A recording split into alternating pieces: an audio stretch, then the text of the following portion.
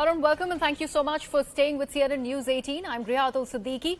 Let's cut across to Gujarat now, where Union Home Minister Amit Shah is currently at the Somnath Temple.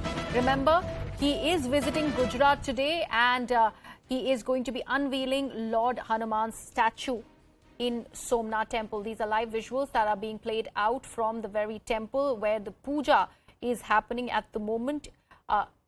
Amit Shah will also be unveiling a 16-feet statue of Lord Hanuman in Somnath town today and also be inaugurating 262 shops which are called Maruti Haat near the Arabian Sea coast in the town. So a lot has been planned for Union Home Minister Amit Shah. We are cutting across to those live shots also.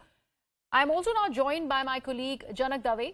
Janak, क्या बता सकते हैं? अभी ये पूजा के shots हमें दिखाई दे रहे हैं, अमित शाह जी पहुंचे हुए हैं, एक बहुत बड़ी विजिट है गुजरात की, बहुत ही स्ट्रेटेजिक भी है और बहुत सारी चीजें हैं जो इन द पाइपलाइन है, इंक्लूडिंग दिस हनुमान स्टैचू जिसकी अनवीलिंग की भी बात हो रही है। बिल्कुल, देखिए अमित शाह खुद जो सोमनाथ ट्रस्ट के ट्रस्टी हैं और प्रसाद करके जो एक केंद्र की योजना है जिसके तहत जो धार्मिक स्थल हैं उनको रीडेवलप करने का जो एक बड़ा प्रोजेक्ट इम्प्लीमेंट किया गया है, उसी के तहत आप इसके पहले भी रुक्मणी मंदिर की बात करें तो सोमनाथ कैंपस है मंदिर के आसपास, उसका रीडेवलपमेंट जो हुआ उसके बाद रुक्मणी मंदिर और आज ये हनुमान मंदिर, लगातार नए नए जो कहें कि अट्रैक्शन से कहें धार्मिक स्थलों पर वो एक ऐड होते जा रहे हैं जहां पर लोगों की श्रद्धा जुड़ी हो। और ये तस्वीरें भी आपको यहाँ पर देख रहे हैं। आज जो गुजरात के दौरे पर जब गृह मंत्री पहुंचे तो अमरेली सुबह एक उनका प्रोग्राम था कोऑपरेटिव सेक्टर का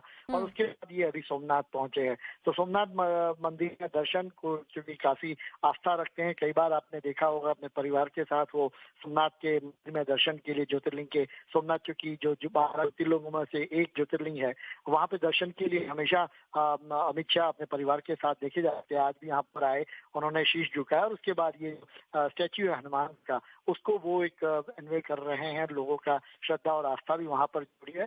तो कुल मिला के कहें कि जो एक रिडेवलपमेंट प्रोजेक्ट जो प्लान था प्रसाद जो स्कीम के तहत, उसी के तहत सोमनाथ का जो पूरा परिसर है उसको रिडेवलप किया जा रहा है, उसी चीज के साथ इसको जोड़ के देखना चाहिए। जनक, इनका होम स्टेट है अमित शाह जी का गुजरात, ये विजिट बहुत ही ज्यादा सिग्निफिकेंट उस जरिए भी है और भी सारी चीजें जो प्लान्ड है।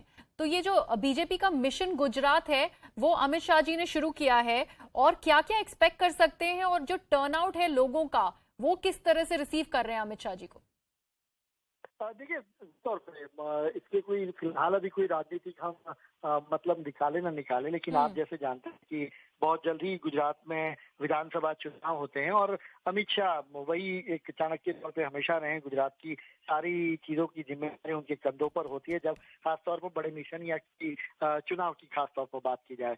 आप देखिए कुछ समय से अमित शाह के जो दौरे हैं गुजरात के हर हफ्ते हुए हैं, पीएम भी खुद आते हैं तो हर 15 दिन में एक बार उनका गुजरात का दौरा रहता है। तो मोमेंटम बनना चाहिए, उनके लोगों में एक बात होनी चाहिए, उस चीज को लेकर चर्चाएं होनी चाहिए जो डेवलपमेंट के साथ हैं। हमेशा बीजेपी इसको साथ रिप्रेजेंट करती रही है।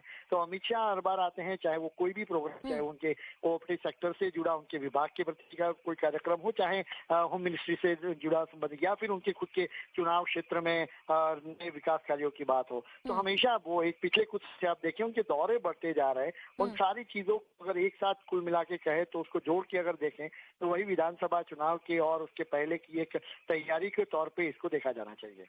जनक, अभी कल वो जोधपुर में थे राजस्थान में, वहां पे बीजेपी बूथ लेवल वर्कर्स को एड्रेस कर रहे थे। ऑफ कोर्स एक अटैक भी किया उन्होंने राहुल गांधी को क्योंकि वो एक भारत जोड़ो यात्रा पे निकले हुए हैं। तो ये बीजेपी की अपनी तरफ से एक भारत जोड़ने की यात्रा तो नहीं है क्योंकि अब पहले राजस्थान था, अब गुजरात पहुंचे हुए हैं अमित शाह जी। देखिए, जहाँ तक भारत जोड़ो यात्रा का सवाल है, गुजरात बीजेपी के लोग सवाल उठाते रहे कि चुनाव गुजरात में है फिर भी भारत जोड़ो यात्रा गुजरात से निकाली नहीं जा रही। यही एक कांग्रेस को डर दिखा रही है। तो ये सवाल बीजेपी ने भी उठाया कि क्यों गुजरात होकर नहीं गुजार रहे हैं, जबकि गुजरात में विधानसभा चुनाव है। तो अपने अपने हिसाब से आरोप प्रत्यारोप के बीच बीजेपी अपना खेमा या कहीं अपनी जो जमीन है उसको काफी मजबूत करने की कोशिश दिख रही है। संगठनात्मक के तौर पर जिस तरीके से पन्ना प्रमुख की बात की जाए, पन्ना कमेटी की बात की जाए, इन सारे चीजों में पिछली बार पीएम जब गए तो बाकायदा बीजेपी दफ्तर गए थे और बीजेपी दफ्तर जाके कोर समिति के 12 सदस्यों के साथ उन्होंने बैठकों का दौर किया था। तो ये चाहे प्रधानमंत्री हो चाहे गृह मंत्री हो अमित शाह, दोनों का होम स्टेट है, उन चीजों को प्राथमिकता देते हैं। गुजरात में खासतौर पर चुनाव की जब बातचीत आती है तो दोनों साथ में रह के एक मैसेज देने की बात यहाँ पर होती है और यही चाहे वो गुजरात में भारत जोड़ो यात्रा के संदर्भ में इसे देखा है, उस पर सवाल खड़े करने की बात हो, बीजेपी सवाल खड़ा कर चुकी है। भले गुजरात से वो गुजर नहीं, उसको लेकर सवाल उठाए हों उन्होंने।